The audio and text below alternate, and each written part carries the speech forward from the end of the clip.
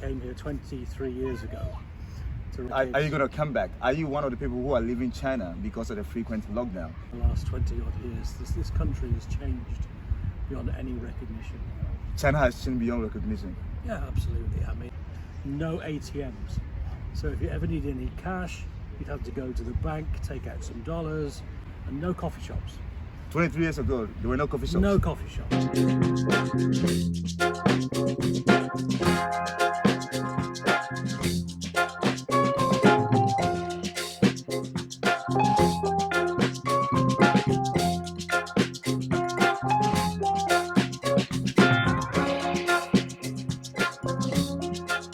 Welcome you to China. All right, thank you. All right.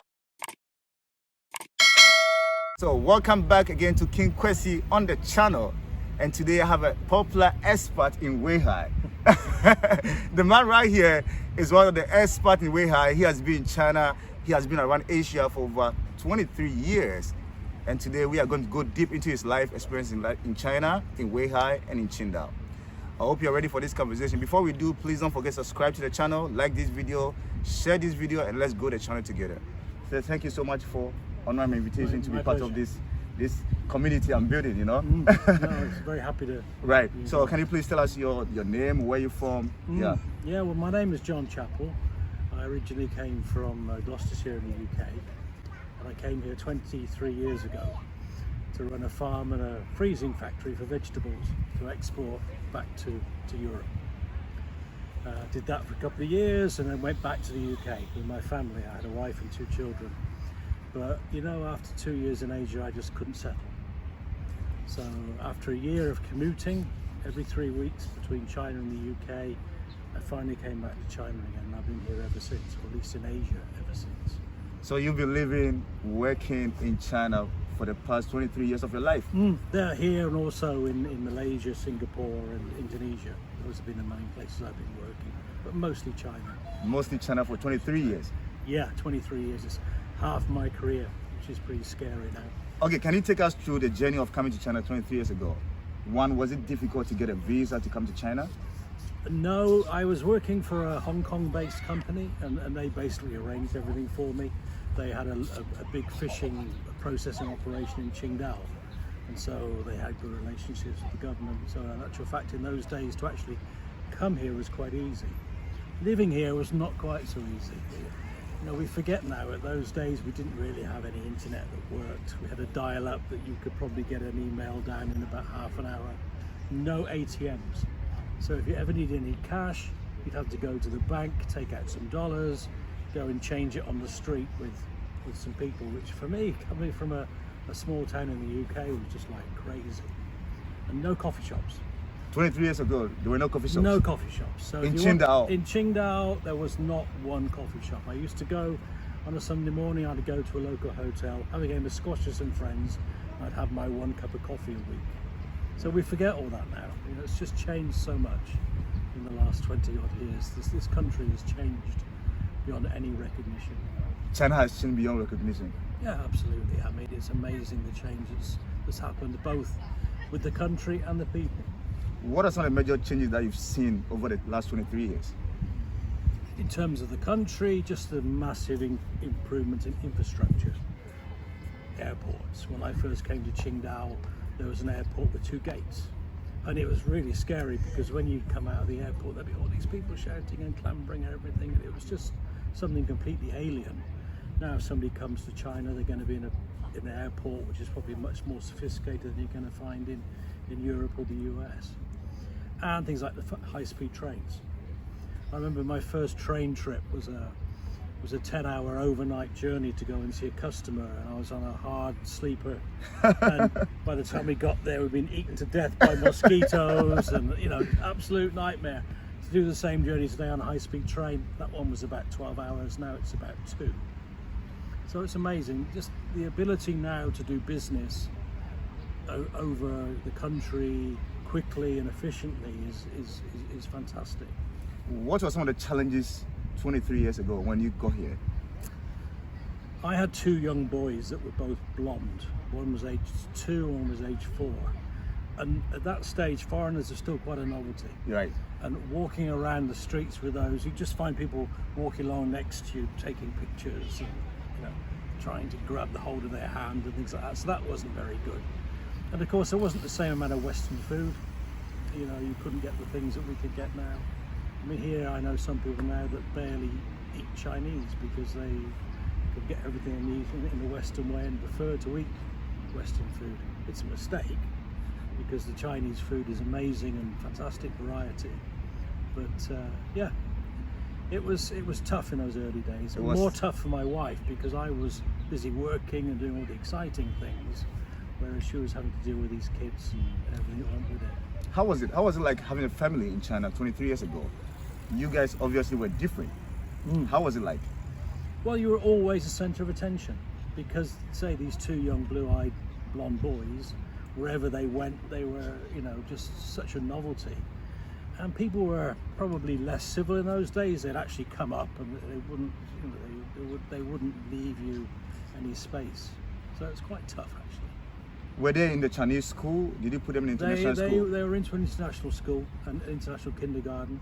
Picked up some Chinese. They've both forgotten it now. They still love coming to China. My oldest son actually did a year internship in Beijing. Right. They love coming, and they're looking forward to the point after COVID disappears where they can come back again, because they miss China and they miss seeing the development themselves, because it's exciting. Why did you choose to live in the city of Qingdao, Weihai, not the big cities like Beijing, Guangzhou, Yeah, good question. Shenzhen? Because my job was in Qingdao. The company I was working for was based there. And it was quite funny, actually, because I'm actually quite enjoying the beer. As you can probably see here. I didn't even know if the Chinese drank beer. And I certainly didn't know that Qingdao was the capital of beer in China. So right. it was a very pleasant surprise when I got there and found that indeed you can get a beer and you can get it extremely cheaply in Qingdao. So, yeah. I watched your video on WeChat. You said you feel very happy and lucky to be in Weihai, China. Why do you make such a commentary? I do, because I think it's a city that is a hidden gem. You know, I mean, look around us now. You've got the sea here. It's fresh air, clear skies. It's not that busy. You can drive your car without being stuck in traffic all the time. You can park where you want to park. I just think of all the cities I've travelled to in China, this is probably one of the nicest ones. It's one reason we came here from Qingdao. I've been here a few times and thought, you know, this city looks pretty cool. This city looks cool, right? Yeah. Not very exciting city. Not much going on. Not much going on, For right? someone your age, it's probably pretty boring. It's But boring, for someone right? my age, yeah, it's okay. You know, I'm here with my partner and wife, and we enjoy life. We enjoy life. You enjoy life. What do you do socially to entertain yourself here? Not much. Not much? I mean, my job before COVID was travel. Right. So I would be always on a plane going somewhere or on a train going somewhere. So I was always happy to come home and just flop. It's not been easy for the last 2.5 years for any of us. So it's getting on watching a bit of TV, and lots of surfing on the internet, and so on and so forth. But lots of walking. I try and do my 10,000 steps every day. Every day. So come out here and wander around. So yeah, it's okay. But I'm looking forward to going back to the UK soon for a spell. So With my are you kids. going to come back? Are you one of the people who are leaving China because of the frequent lockdown? And quarantine? I'm coming back. I mean, my work is here, my job, I have a small company here. My wife lives here. So I will be coming back, but probably not until they make flights easier from the UK. At the moment, it's virtually impossible to get tickets. Right. In your opinion, why do you think a lot of foreigners are kind of leaving China now? Oh, it's hard. I mean, you know, there's the whole attitude towards foreigners has changed over the last 2.5 years.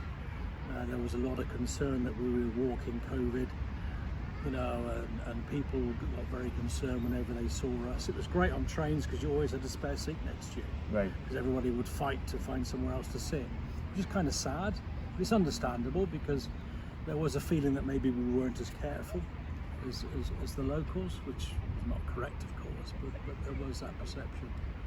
And generally, the economy here is not doing as well, so there's not the opportunities for expats that there were before. And younger Chinese people that have been trained by expats are coming up and doing a very good job with the jobs that expats used to do, and for salaries that are not as high. I mean, if you're here and you've got a family and you've got 2 kids and you demand a car and a driver and you want to go home twice a year, that's a very expensive package for a company. Whereas now you can often find Chinese people that are very skilled, very good at doing it. They've been trained by people and they speak the language fluently and understand the culture.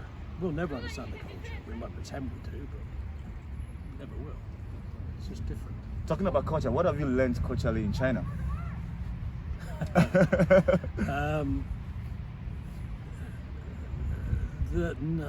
have I learned culturally in China? That nothing is as you would expect.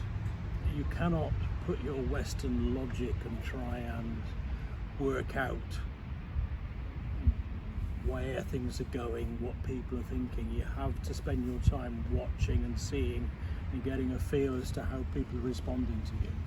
You have to learn to not try and push things in the way that you think is right, but try and find ways to persuade the Chinese that it's their idea and they will then drive things forward.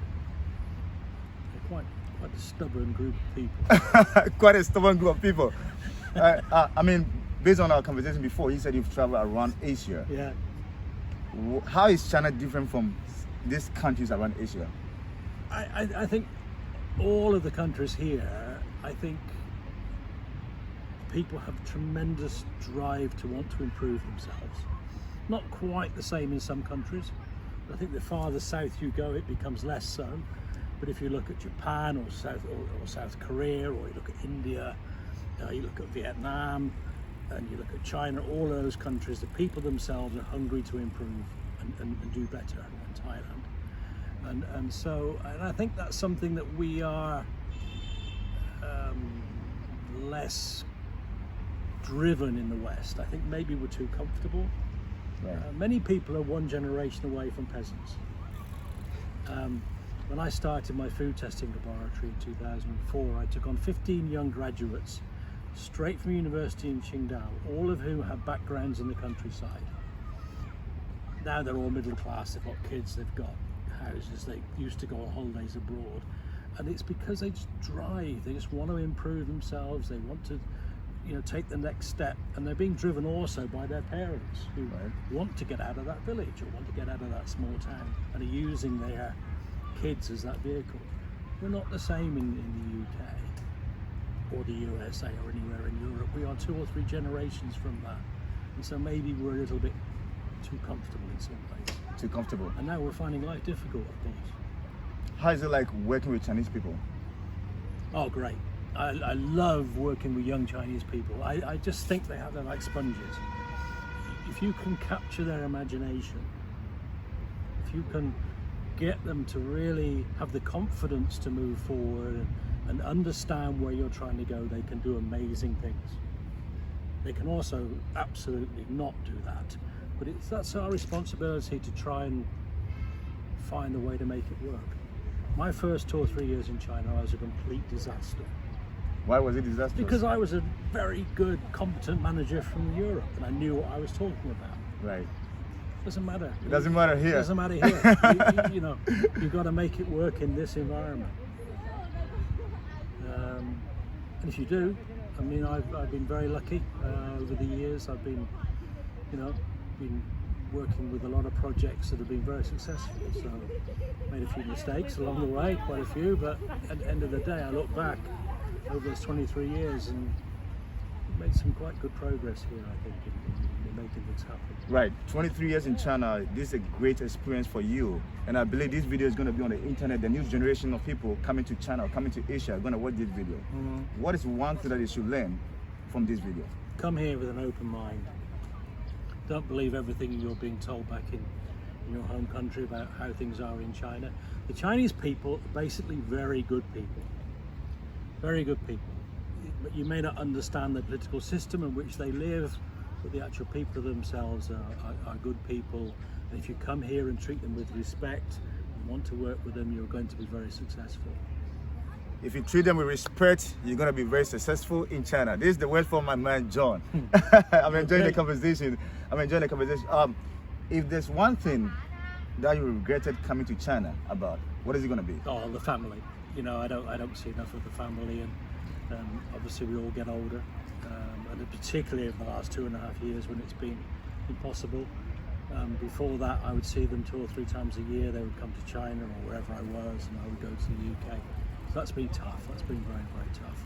But apart from that, I wouldn't have missed the last 23 years for the world. It's been an absolutely amazing experience. Absolutely amazing. Absolutely amazing experience, and you feel lucky to be in China. Yeah, I do. Up in 3 years traveling around Asia as an European, somebody from the UK, and you came to China 23 years ago. If you had to describe your overall experience of life in Asia, China, Weihai, Qingdao, running your company, what are you going to say? Crikey.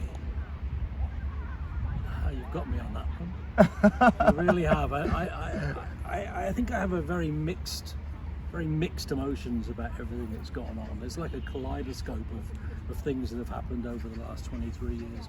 I can say to you, yeah, overall it's been enjoyment. There's been some very difficult challenges along the way, but it's been an experience that I would never ever have missed. I think that's all I can summarise, is that I've met interesting people, I've been to amazing places all over Asia that many people never see because they don't have the opportunity, and so I've been very lucky. Your word here is you've been very, very lucky. I am lucky, yeah, I am very lucky. Tell us a bit about your sailing. Sailing. I heard you love that. You love doing that. Well, my hobby in Europe was always riding motorbikes, and I would ride motorbikes all over Europe and go to motorbike races and touring, generally messing around. But here, I think probably within about a week of having a fast motorbike, you'd probably be dead. You'd be dead, right? So I had to find a new hobby. So I was living in Qingdao, and so Qingdao is supposed to be the sailing capital of the world, China, and so I bought a small boat. And then I bought a slightly bigger boat, and then a friend of mine said your boat's too small, so I bought a slightly bigger boat, and that's the boat that I normally have here in Weihai. Unfortunately, it's had some issues, and so it's in Qingdao at the moment, or we could have been sitting on the boat today having this discussion. I can't wait for that. Next year, right? Yeah. Would you say coming to China has really improved your life? Oh, yeah. I mean, I think the biggest impact it had is it completely widened my outlook on the world. You know, and I think that's so important for people. You know, I was quite a narrow-minded Brit before I came here. I mean, I'm actually a farmer by education, so I went from a very small sort of world to a massive world, and that's been fantastic. What is your last message for the people of Weihai? For the people of Weihai, Yeah.